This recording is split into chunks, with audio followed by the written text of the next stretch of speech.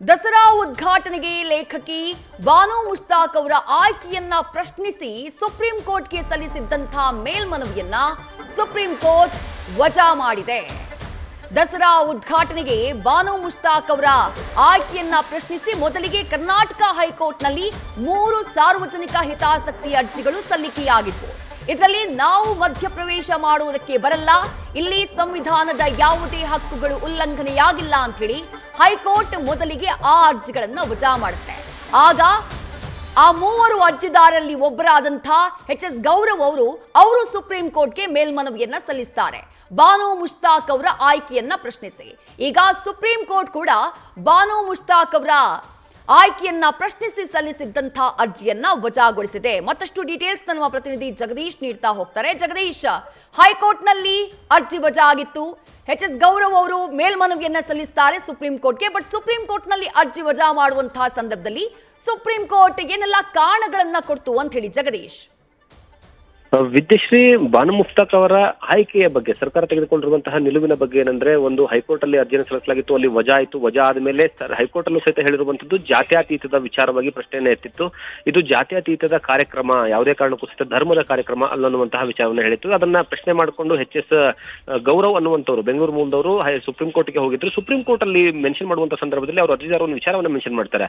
ಇದು ನನ್ನ ವಿಧಿ 25ರ ಅಡಿಯಲ್ಲಿ ನನ್ನ ಹಕ್ಕಿನ ಮೇಲೆ ನೇರವಾದಂತಹ ಪರಿಣಾಮ ಬೀರ್ತಾ ಇದೆ. ಹಾಗಾಗಿ ಇದನ್ನ ಅಂದ್ರೆ ಯಾವುದೇ ಕಾರಣಕ್ಕೂ ಸಹಿತ ಅವಕಾಶವನ್ನ ಮಾಡಿಕೊಡಬಾರ್ದು ಬಾನು ಮುಷ್ತಾಕ್ ಅಂತಂದ್ರೆ ಅಲ್ಲಿಂದ ಉದ್ಘಾಟನೆ ಮಾಡೋದಕ್ಕೆ ಅವಕಾಶವನ್ನು ಕೊಡಬಾರ್ದು ಅನ್ನುವಂತಹ ವಿಚಾರವನ್ನ ಮೆನ್ಷನ್ ಮಾಡ್ತಾರೆ. ಆದ್ರೆ ನ್ಯಾಯಮೂರ್ತಿಗಳಾಗಿರುವಂತಹ ವಿಕ್ರಮ್ ಸಾತ್ ಏನಂದ್ರೆ ಈ ಒಂದು ಅರ್ಜಿಯನ್ನ ವಜಾ ಮಾಡ್ತಾರೆ. ಅವ್ರು ಹೇಳುವಂತದ್ದೇನು ಅಂತಂದ್ರೆ, ನಿಮ್ಗೆ ಸಂವಿಧಾನದ ಪೀಠಿಕೆಯಲ್ಲಿ ಮೊದಲಾದ ಏನಿದೆ ಅಂತ ಗೊತ್ತಾ ಅನ್ನುವಂತಹ ಪ್ರಶ್ನೆಯನ್ನ ಮಾಡ್ತಾನೆ. ಅಂದ್ರೆ ಸಂವಿಧಾನ ಶುರುವಾಗೋದು ಎಲ್ಲಿಂದ ಅಂತ ಅನ್ನೋ ವಿಚಾರ ಗೊತ್ತಾ ನಿಮ್ಗೆ ಅಂತ ಪ್ರಶ್ನೆ ಮಾಡ್ತಾರೆ. ಅದಕ್ಕೆ ಅವರ ಪರವಾಗಿರ್ತಕ್ಕಂತಹ ಅಡ್ವೊಕೇಟ್ ಸುರೇಶ್ ಅವರು ಏನಂದ್ರೆ, ಹೌದು ನಮಗೆ ಗೊತ್ತಿದೆ, ಜಾತ್ಯತೀತದಿಂದಲೇ ಶುರುವಾಗುತ್ತೆ ಅಂತ.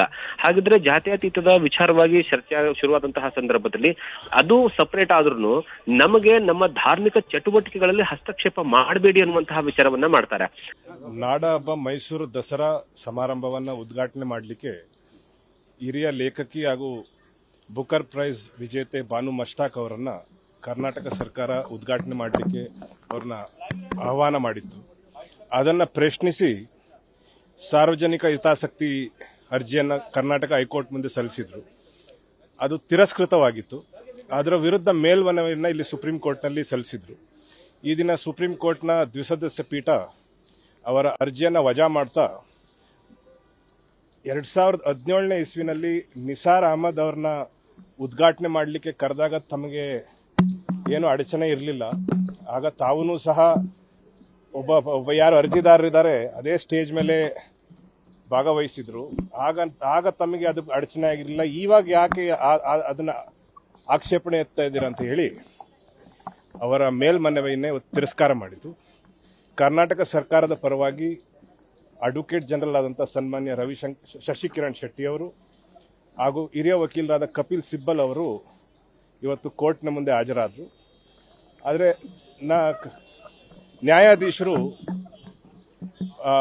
ಏನು ಮೇಲ್ಮನವಿಯನ್ನ ಸಂವಿಧಾನದ ಅರ್ಜಿದಾರರು ಏನು ಅವರ ಪರ ವಕೀಲರು ವಾದ ಮಾಡ್ತಾ ಇದ್ದಾಗ ನ್ಯಾಯಾಧೀಶರು ಸಂವಿಧಾನದ ಪ್ರಿಯಾಂಬಲ್ ಅಥವಾ ಪೂರ್ವ ಪೀಠಿಕೆಯಲ್ಲಿ ಏನು ಬರೆದಿದೆ ಅಂತ ಪ್ರಶ್ನೆ ಕೇಳಿದರು. ಭಾರತ ದೇಶ ಸೆಕ್ಯುಲರ್ ದೇಶ, ಹಂಗಾಗಿ ಈ ರೀತಿಯ ಅಡಚಣೆ, ಈ ರೀತಿಯ ತಮ್ಮ ವಿರೋಧವನ್ನು ಈ ರೀತಿ ವ್ಯಕ್ತಪಡಿಸಲಿಕ್ಕೆ ಅವಕಾಶ ಇಲ್ಲ ಅಂತ ಹೇಳಿ ಅವರ ಅರ್ಜಿಯನ್ನೇ ಮೇಲ್ಮನವಿಯನ್ನೇ ತಿರಸ್ಕಾರ ಮಾಡಿ ಸರ್ಕಾರದ ಪರ ವಕೀಲರು ಸುಪ್ರೀಂ ಕೋರ್ಟ್ನಲ್ಲಿ ಅರ್ಜಿ ತಿರಸ್ಕೃತ ಆದಂತಹ ನಂತರದಲ್ಲಿ ಅವರು ಕೊಟ್ಟಂತಹ ಪ್ರತಿಕ್ರಿಯೆ ಇದು. ಬಹಳ ಸ್ಪಷ್ಟವಾಗಿ ಸುಪ್ರೀಂ ಕೋರ್ಟ್ ಹೇಳಿದೆ. ಪ್ರಶ್ನೆಯನ್ನ ಮಾಡ್ತು ಸುಪ್ರೀಂ ಕೋರ್ಟ್, ಭಾರತದ ಸಂವಿಧಾನದ ಪ್ರಿಯಾಂಬಲ್ನಲ್ಲಿ ಏನಿದೆ?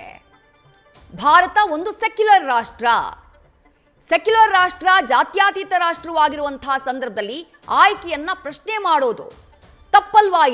ಇದು ಸುಪ್ರೀಂ ಕೋರ್ಟ್ ಮಾಡಿದಂತಹ ಪ್ರಶ್ನೆ. ಈಗ ಅರ್ಜಿಯನ್ನ ತಿರಸ್ಕೃತಗೊಳಿಸದೆ ಅಲ್ಲಿಗೆ ಬಾನು ಮುಷ್ತಾಕ್ ಅವರಿಂದ ದಸರಾ ಉದ್ಘಾಟನೆಗೆ ಇದ್ದಂಥ ಅಡೆತಡೆಗಳು ಏನಿತ್ತು ಅವೆಲ್ಲವೂ ಕೂಡ ಸದ್ಯ ದೂರ ಆಗಿದೆ.